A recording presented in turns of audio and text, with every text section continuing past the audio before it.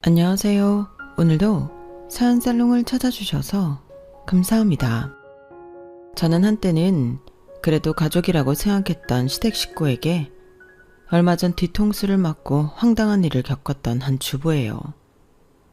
사람에게 받은 상처는 어떻게 씻어내야 하는지 혹시 아시는 분이 있다면 이 사연을 다 듣고 조언 좀 부탁드려요.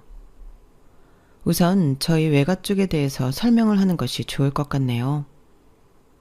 저희 외할머니는 그 옛날 시대가 다 그러했듯 아주 어린 나이에 외할아버지에게 시집을 와 저희 엄마를 포함해 사남매를 낳고 기르셨어요. 제일 큰 외삼촌을 낳을 때가 15살이었다고 들었고 막내인 저희 엄마를 낳은 것이 20살이 안 되었다고 하셨으니까요. 할머니는 다른 외삼촌과 이모들도 예뻐했지만 유독 저희 엄마를 옆에 붙들어 놓고 가장 애지중지했었다 해요. 장난꾸러기 짓을 해도 미운 짓을 해도 외할머니가 엄마만을 항상 열애를 시켰었다며 이모들이 목소리 높여 불만을 토해내는 것을 들은 적도 많았어요. 그렇게 엄마는 외할머니의 기쁨이자 사는 이유이기도 했어요. 그런데 이게 무슨 운명의 장난인지 엄마 역시 외할머니처럼 너무 이른 나이에 저를 임신하게 되었고 어쩔 수 없이 아빠와 결혼을 시켰었다고 하더군요. 엄마가 결혼할 때 외할아버지보다 할머니가 더 많이 오셨대요. 엄마를 시집보내기 싫어서 말이죠.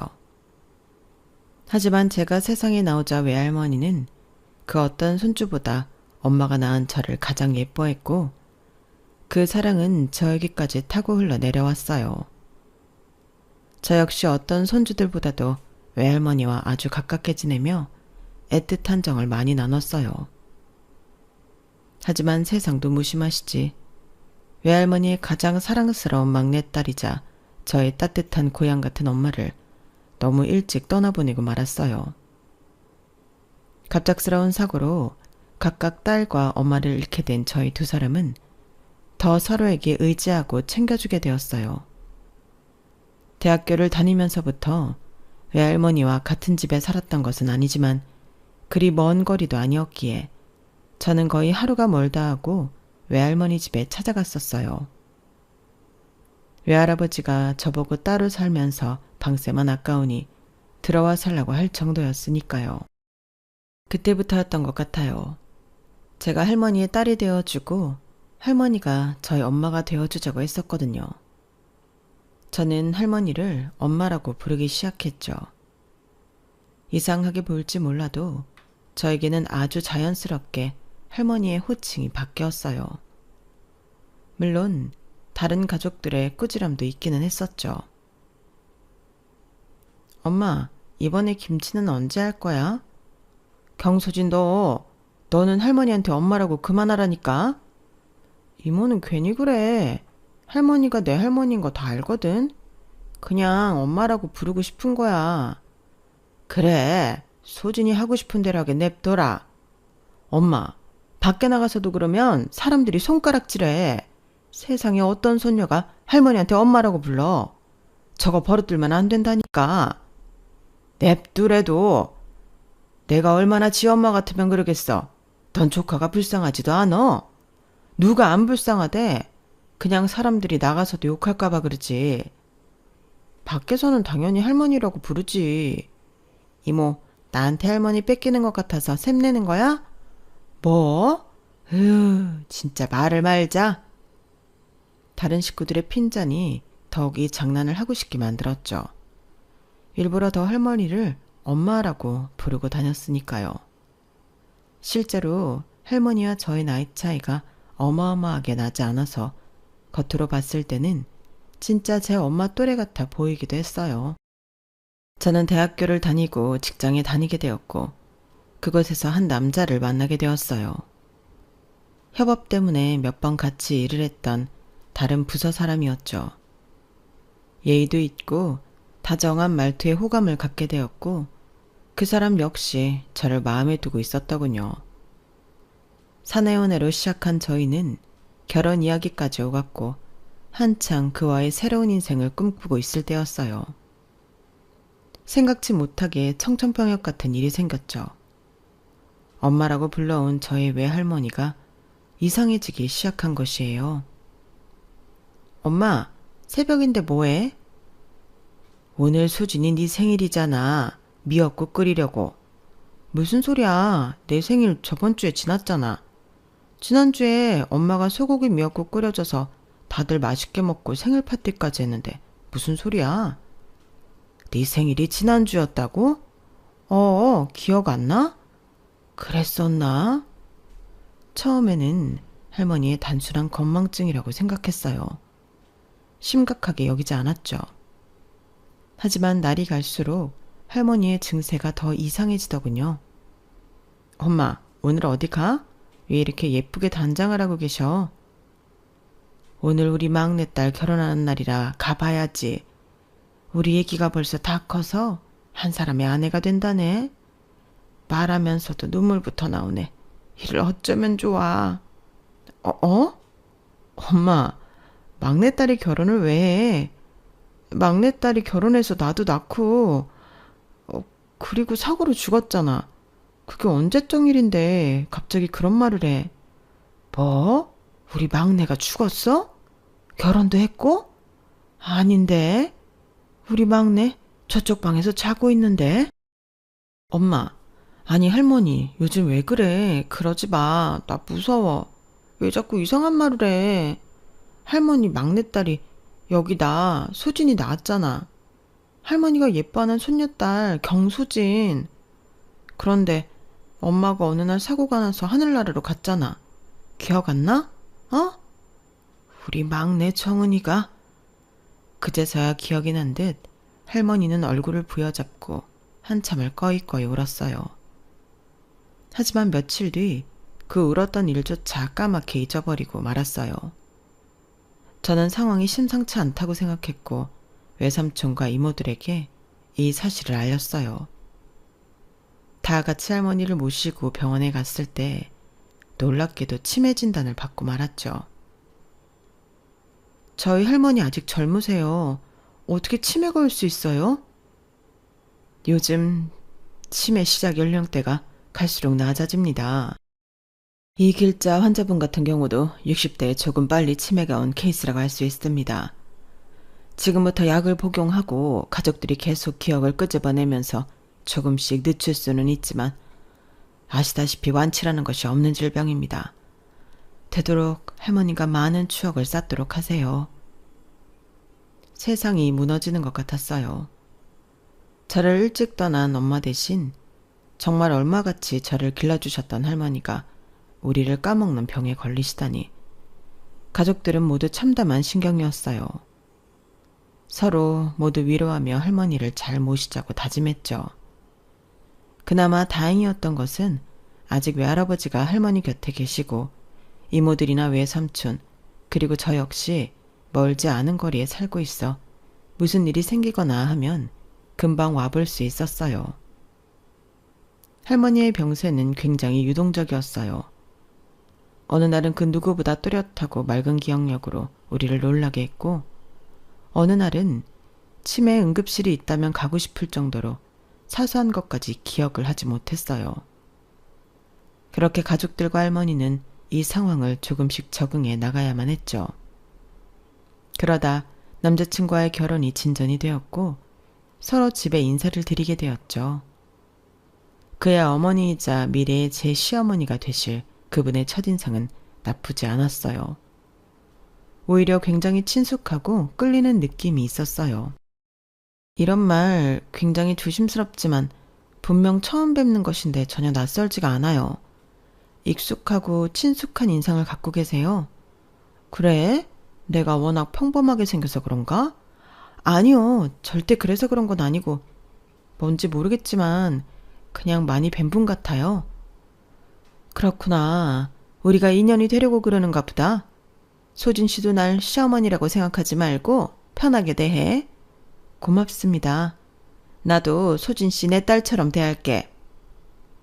상견례 때 혹시 저희 다른 식구들이 좀 같이 와도 될까요?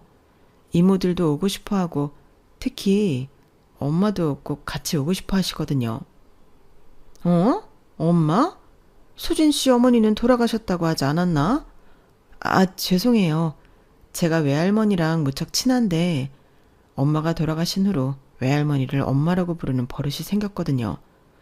너무 입버릇처럼 엄마라고 호칭하니까 밖에 나와서도 아무렇지 않게 이렇게 엄마 소리를 하게 되네요. 죄송합니다. 아니야, 죄송할 것까지야. 보기 드물기는 하지만 외조모와 손녀의 사이가 얼마나 각별한지 알 것 같아. 소진 씨는 친엄마를 잃었고 외할머니는 딸을 잃은 거잖아. 그 상실감 말하지 않아도 알 것 같아. 오히려 할머니를 엄마라고 하는 소진 씨가 기특해 보여. 이모들이 항상 밖에서 조심하라고 주의를 주었는데 결국 미래의 시댁에 와서 할머니를 엄마라고 부르는 실수를 저질러 버리고 말았어요. 그런데 시어머니는 오히려 나무라기보다 둘의 사이가 각별해 보인다며 좋게 봐주셨어요. 정말 감사한 일이었죠. 그리고 우지한테 소진 씨 할머니, 아니 엄마, 아니지, 할머니가 약간 치매 진단을 받았다고 얘기도 들었어. 식구들이 많이 걱정되겠네. 네, 어떤 날은 아무렇지 않다가 또 어떤 날은 유독 아무것도 기억하지 못하실 때가 있어요. 치매가 워낙 사람마다 다르게 나타난다고 해서 종잡을 수는 없지만 저희 모두 최대한 좋은 추억 많이 심어드리려 노력 중이에요. 집에 아픈 사람 하나 있으면 모두 힘들지. 그래도 이모들이랑 삼촌 덕분에 소진 씨가 든든하겠네. 네, 이모들은 저한테 진짜 엄마를 뺏겼다고 장난으로 눈도 흘기고 그래요. 소진 씨네도 아주 재미난 집안인가 보구나. 할머니가 아픈 것까지 위로해주는 시어머니를 보며 저는 새로운 가족을 정말 잘 만났구나 싶었어요. 드디어 상견례 날이 되었고 저 큰이모, 외삼촌, 그리고 외할머니와 외할아버지가 참석하게 되었어요. 남자친구 쪽은 아버지, 어머니, 남동생이 함께 동석했고요. 이쪽이 우재씨 부모님 되세요. 여기는 저희 이모, 삼촌, 할머니, 할아버지세요. 안녕하세요. 소진이와 결혼 허락해 주셔서 감사합니다. 아닙니다. 이렇게 예쁘고 참한 아이를 저희 집에 보내주셔서 제가 오히려 너무 감사하죠. 소진이랑 우재가 참 잘 어울려요. 그렇죠? 네, 선남선녀네요. 상견례에서의 분위기는 너무 좋았어요. 할머니 한 사람만 빼고요. 엄마, 저쪽 사돈을 왜 그렇게 빤히 쳐다봐? 민망하시게. 정은이. 어? 있지도 않은 정은이 얘기가 여기서 왜 나와, 엄마? 할머니의 상태가 좋지 않다는 것을 알 수 있었어요. 정은이, 저기 앉아있잖아. 우리 막내딸 정은이. 할머니는 시어머니의 얼굴을 감싸려 손을 뻗었고 다들 너무 놀라 할머니를 제지했어요. 엄마, 도대체 왜 그래? 정은이가 어딨다고 그래? 여기 소진이 시어머니 되실 분이라니까? 하지만 할머니는 막무가내였고 시어머니를 향해 더 달려들려고 떼를 썼어요. 화기애애했던 상견례 분위기는 한순간 찬물을 끼얹듯 싸해졌죠. 사돈, 죄송합니다. 저희 엄마가 갑자기 많이 놀라셨죠? 죄송합니다. 이모와 저는 연신 사과를 드렸고 시어머니는 애써 웃어 보였어요. 어르신이 제가 좋았나 봐요. 정은이라면서. 우리 소진이 돌아가신 어머님 성함이니? 네. 어르신, 제가 정은이 같아요?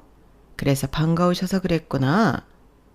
시어머니가 오히려 넉살 좋게 할머니 손을 잡고 토닥이며 진정을 시켜주는 모습을 보며 저는 감동의 눈물을 찔끔 흘렸어요.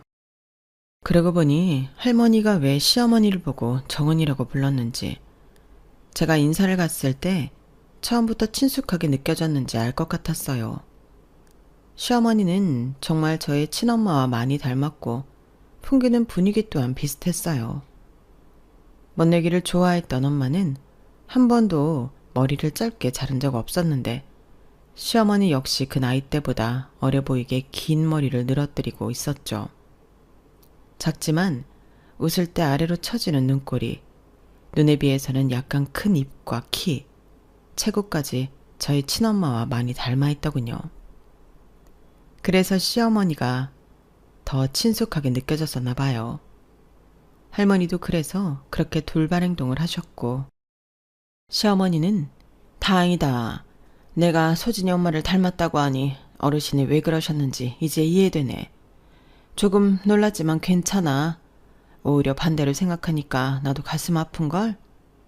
할머니가 비록 기억을 잃는 병에 걸리셨지만 당신 딸의 얼굴은 잊지 못해 닮은 사람을 보고 그렇게 반응하신 거라 하니 뭔가 가슴이 먹먹하고 그러네. 어머, 나 왜 이래? 내가 왜 울고 있니? 눈물을 훔치는 시어머니의 모습을 보고 저는 앞으로 시어머니에게 정말 잘 해드려야겠다고 결심했어요.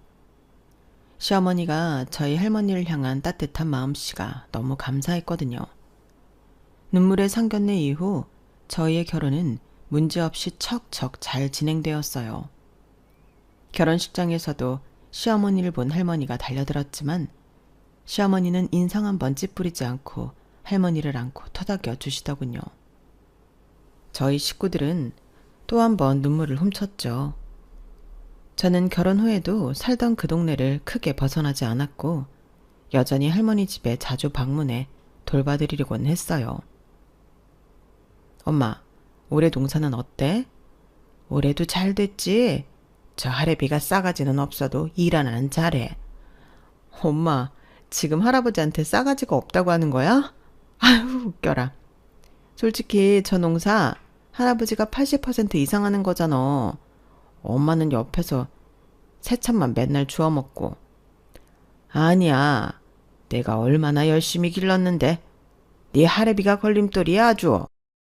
오랜 시간 농사를 지어온 것이 몸에 밴 할머니는 농사에 관한 것은 하나도 잊지 않으셨어요. 습관이 기억을 지배한 것 같았죠.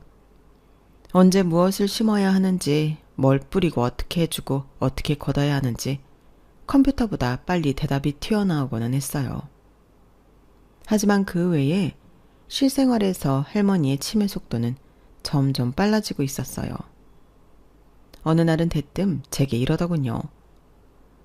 정은이한테 데려다 줘.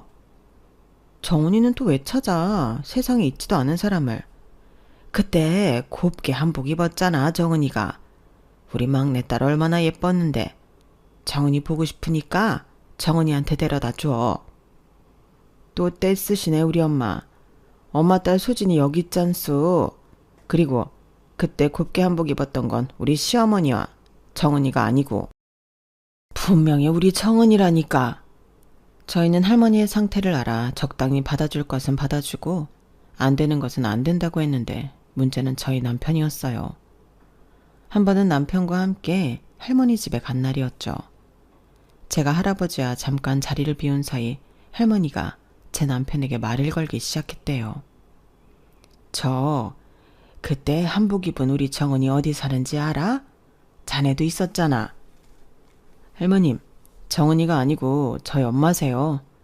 나 정은이한테 데려다 줘.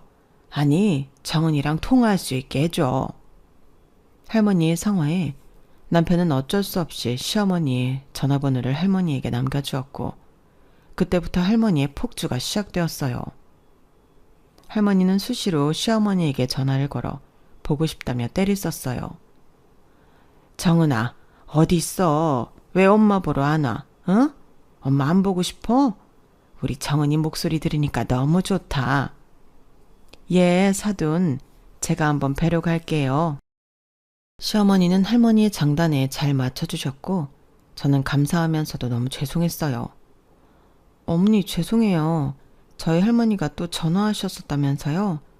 바쁘실 텐데 전화 통화해 주셔서 진짜 감사해요. 먼저 간 딸이 오죽 끓이우면 그러실까. 내가 네 친정엄마를 닮아 오히려 좋은 일이지 뭐. 따뜻하고 배려심 깊은 시어머니의 마음에 저는 큰 감동을 했고 저 역시 시어머니에게 더 잘하려 노력했어요. 시어머니를 당신 딸로 착각한 할머니는 시어머니에게 전화도 자주 걸고 농사지어 수확한 것들이며 맛있는 반찬까지 수시로 택배를 보내기도 했어요. 시어머니 역시 잘 먹고 있다며 감사 인사를 전하기도 했죠. 그러던 어느 날이었어요. 요란스럽게 전화벨이 울렸고 받기도 전에 좋은 일은 아닌 것 같다는 느낌이 들더군요. 네? 저희 할머니가요? 지금 당장 갈게요. 전화가 온 것은 다름 아닌 경찰서였고 할머니를 보호하고 있다는 전화였어요. 한 걸음에 경찰서로 달려온 저는 할머니를 부둥켜 안고 한참을 울었어요. 이제 말로만 듣던 치매 노인이 집을 못 찾아 헤매는 일이 제게도 닥쳤던 것이에요. 하지만 그날 일에는 또 다른 일이 숨겨져 있었더군요. 엄마가 할머님이랑 같이 있었다는데? 그게 무슨 말이야? 어머님이랑 우리 할머니가 같이 있었다고? 당신이 엄마한테 전화해봐. 남편에게 뜻밖의 말을 전해 듣고 저는 시어머니에게 전화를 걸었어요. 그래. 어머니, 혹시 저희 엄마랑 계셨었어요? 그래. 그래요? 그런데 어떻게 하다 저희 엄마가 경찰서에 있게 되신 거예요? 내가 이제 더는 못 참겠다. 시어머니는 수화기 너머로 대뜸 소리를 치더군요. 네? 어머니 왜 그러세요? 진짜 내가 어디까지 받아줘야 되니? 지겹다 지겨워. 저는 너무 놀라 아무 말도 하지 못했어요. 처음 보는 시어머니의 날카로운 모습이었죠. 네 엄마, 아니 네 할머니 어지간하셔야지. 할머니가요? 왜 그러시는데요? 사람을 좀 괴롭혀야 말이지. 내가 정은이 아니라고 그렇게 말하는데도 자꾸 정은이. 지겨워서. 노인네 씻은 건지 아닌지 냄새도 진동하고 자꾸 달라붙고. 내가 진짜 참으려고 했는데 너무 짜증나서 그냥 길에 냅두고 나 혼자 왔다. 할머니를 길에 두고 혼자 오셨다고요? 내가 그 노인네 발광하는 거 언제까지 받아줘야 되니? 나도 할 만큼 했잖아. 저 정도 치매면 너네 식구가 뭐 알아서 병원에 쳐넣어서 손발을 묶어두든지 밥이라도 굶겨서 말을 듣게 하든지 해야지. 내가 도대체 언제까지 받아줘야 돼?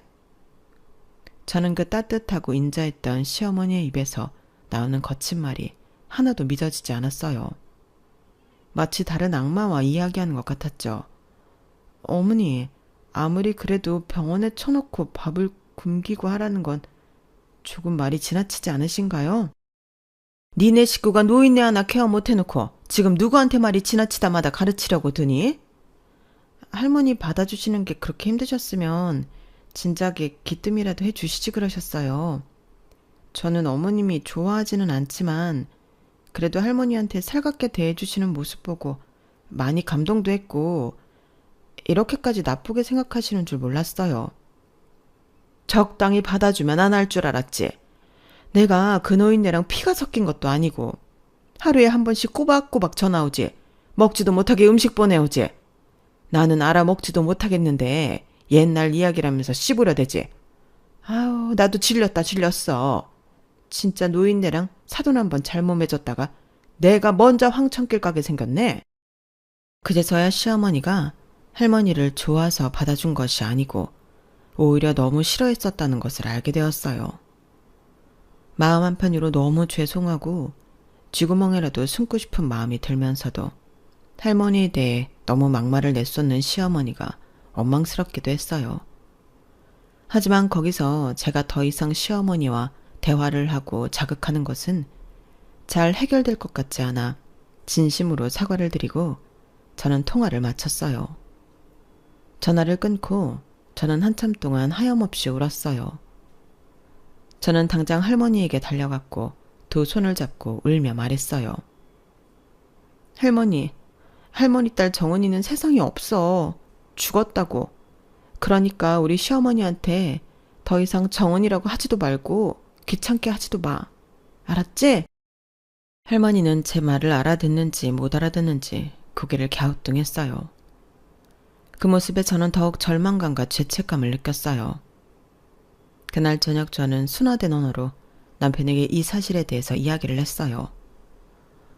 그동안 우리 할머니가 너무 어머니를 귀찮게 해드렸던 것 같아. 같은 가족도 아닌데 치매에 걸렸다는 이유로 딸인 양 받아주셨던 어머니가 힘드셨을 것 같아. 당신 갑자기 왜 그렇게 어두운 얼굴을 하고 그런 말을 해? 아니, 그런 생각이 들어서 어머니한테 너무 죄송한데 어떻게 하면 좋을까 싶어서 말이야. 엄마가 뭐라고 해? 그동안 많이 불편하셨던 것 같아. 나도 그렇게까지 생각 못했었고 다 내 불찰이야. 그날 시어머니가 제게 했던 무자비한 말들을 다 털어놓지는 못했지만 할머니가 시어머니를 더 이상 귀찮게 하지 못하게 할 방법은 필요한 것 같다며 남편과 대화를 나눴어요. 이모들과도 할머니를 병원에 모시는 방법에 대해 이야기를 했고요. 한동안 많은 고민으로 머리가 아팠어요. 그러던 어느 날 외할아버지에게서 다급하게 전화가 왔어요. 소진아, 너 택배 받았냐? 아무래도 네 할머니가 사고를 좀 친 것 같은데. 택배? 나한테 안 왔는데. 할머니가 나한테 뭐 보냈대? 모르겠어. 처음에는 맛있는 거 택배 붙였다 그러더니 조금 있다가는 그런 적 없다고 아주 극구 부인을 한다. 그런데 아무래도 그 택배 안에 돈을 넣은 것 같아. 뭐? 돈? 무슨 돈? 며칠 전부터 정은이 용돈도 잘 못 줬다고 혼잣말하는 걸 그냥 넘겼었는데 네 할머니가 서랍에 가지런히 모아둔 7천만 원이 안 보여. 내 생각에는 분명히 어딘가로 택배를 보낸 것 같은데 그 안에 같이 넣었지 싶다. 이를 어쩌나 소진아? 할머니가 진짜 드디어 큰 사고를 쳤구나 싶은 생각에 아찔했어요. 택배를 붙인 송장도 잊어버린 할머니에게 도대체 누구한테 보냈냐고 아무리 물어도 할머니는 그런 적 없다고 잡아댈 뿐이었죠. 누구한테 돈 넣어서 보냈어? 어? 기억나잖아. 제발. 돈 1, 2만 원도 아니고 자그마치 7천만 원이야. 택배 보낸 영수증도 잊어버리고. 도대체 누구한테 보냈다는 건데? 어? 제발 기억해내봐. 정은이 보고 싶어. 그 순간 저는 머리에 번뜩 스치는 것이 있었어요. 혹시 정은이한테 보냈어? 제가 묻자 할머니는 뽀얀 얼굴에 배시시 웃으며 고개를 끄덕였어요. 할머니는 정은이라고 착각하고 있는 시어머니에게 택배를 보낸 것이에요. 저는 당장 시댁으로 달려갔어요. 네가 웬일이냐? 이 시간에 허겁지겁 달려오고? 할머니가 또 수포 보내셨었나요? 상자 보니까 도라지 상자더라. 우리 집에 도라지 좋아하는 사람도 없고 먹고 싶지도 않고 지긋지긋해서 뜯지도 않고 갖다 버렸다. 통째로 갖다 버렸어. 네? 그냥 버렸다고요? 내가 말했잖아. 그런 거 이제 나한테 못 보내게 단속하라니까. 괜히 우리 집 쓰레기 마누라서 나만 개고생이지. 에휴, 이래서 사돈도 잘 가려가면서 만나야 돼. 내 팔자야. 아예 뜯지도 않으신 거예요? 뜯어볼 것도 없지. 그 노인네가 보낸 건 남들이랑 나눠 먹고 싶지도 않아. 궁시렁거리는 시어머니의 입을 한 대 때리고 싶었지만 호흡을 가다듬고 말을 했어요. 정말 안 뜯어보신 거 맞아요? 그 안에 뭐가 있었는지? 그렇대도 이미 저기 소각장으로 싣고 갔을 거다. 아, 지겨워. 거기 안에 돈 뭉치가 있을 텐데. 뭐라고? 돈이 있다고? 거기에 돈이 왜 있어? 할머니가 정은이한테 용돈 주고 싶다면서 서랍에 있던 돈을 몽땅 넣어서 어디론가 보낸 것 같대요. 그런데 그게 아마 어머니한테 보낸 그 도라지 상자에 있는 것 같아요. 진짜 제대로 미쳤구나. 돈을 택배로 보내는 사람이 어딨니? 뭐 그래봤자 5만 원 한두 장 넣어서 보냈겠지. 그놈의 정은이? 아니요. 할아버지가 그러는데 그 봉투에 7천만 원이 있었대요. 그 봉투가 통째로 사라졌대요. 뭐? 7천만 원? 그게 정말이야? 저는 절망스럽게 고개를 끄덕였고 시어머니는 호들갑을 떨기 시작했어요. 어머나, 이게 무슨 일이야? 내가 7천만 원을 그냥 쓰레기장에 갖다 버린 거야? 미쳤나 봐. 어떻게 찾지? 어쩜 좋아. 시어머니는 발을 동동 구르며 어쩔 줄을 몰라 했어요. 시어머니 집은 날마다 수거가 진행되는 아파트였기 때문에 저는 이미 희망이 없다고 생각했어요. 시어머니는 관리실에 다급하게 전화를 해서 쓰레기 보내는 곳을 묻더군요. 어제 저녁에 버린 쓰레기는 아직 일부 밑에 있을 수도 있다고요? 알겠어요. 관리실과 전화를 끝내자마자 시어머니는 쓰레기장으로 달려가 모든 쓰레기를 확인하기 시작했어요. 하도 쓰레기를 헤쳐놓으니 경비실 아저씨와 말다툼도 하는 것 같았어요. 저는 멀리서 그 모습을 멍하니 바라보다 발길을 돌렸어요.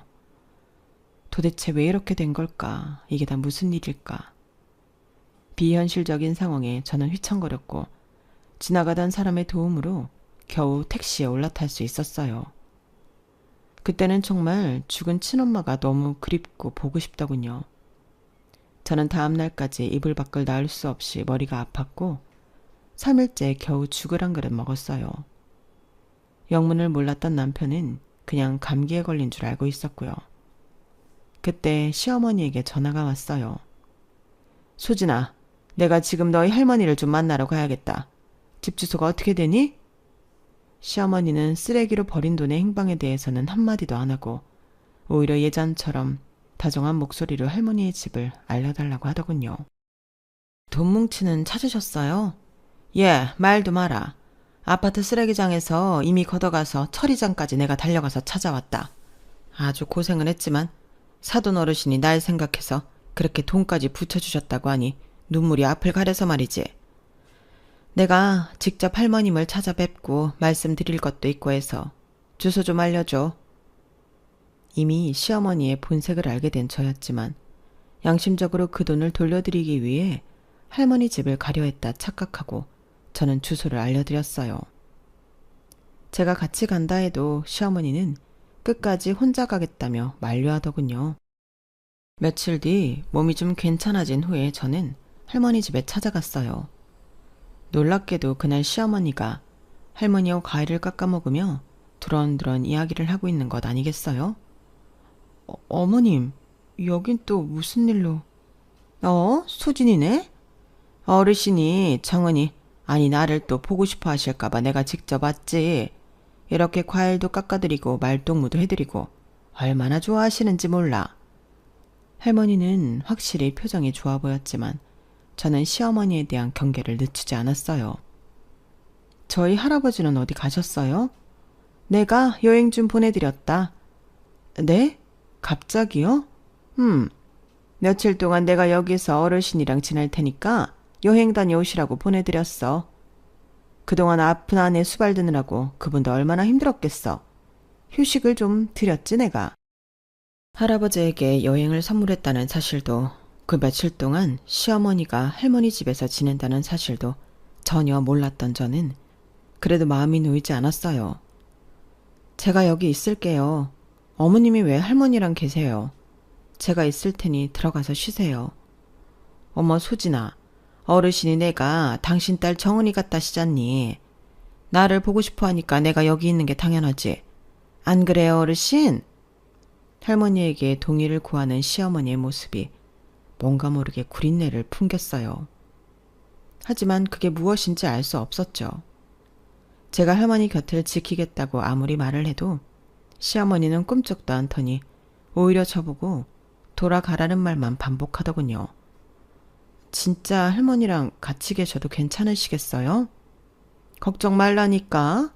식사도 내가 잘 챙겨드리고 잠자리도 잘 봐드리고 한다니까. 나도 우리 엄마 생각이 나서 그래. 그러니까 안심하고 너도 들어가 봐. 혹시 그때 쓰레기장에서 찾으셨다는 7천만 원은 어떻게 하셨어요? 그거? 어르신이 나 주신 거니까 내가 잘 보관했지. 네? 설마 했는데 역시 시어머니는 그 돈을 꿀꺽 했더군요. 어머니, 그거 할머니 돈이기도 하지만 할아버지 돈이기도 해요. 할머니가 택배에 돈을 넣어서 잘못 보내는 바람에 어머님이 많이 고생하신 것은 알지만 아시다시피 정신이 온전치 못하신 분이 하신 행동이기도 하고 할아버지도 그 돈의 행방을 몰라 한참 동안 힘들어하셨어요. 어르신이 날 딸로 생각하고 주신 건데 그게 뭐 실수라고 할 수 있니?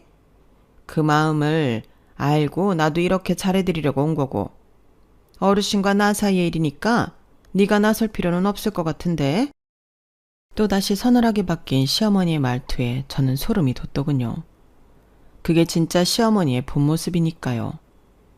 시어머니에게 계속 상황 설명을 했지만 들을 생각도 안 하고 오히려 자신이 할머니의 딸인 양 더 할머니 품을 파고 드는 것을 보니 구역질이 났어요. 결국 돈 때문에 저러는 건가? 시어머니에게 환멸이 났죠. 더 이상 말도 섞기 싫어 저는 할머니 집을 나왔어요. 한 손에는 시어머니의 폰을 들고 말이죠. 아무리 그래도 그 7천만 원 때문에 저렇게까지 하는 것이 의심스러워 저는 나오면서 거실 충전기에 꽂혀있던 시어머니의 폰을 몰래 가지고 나왔어요.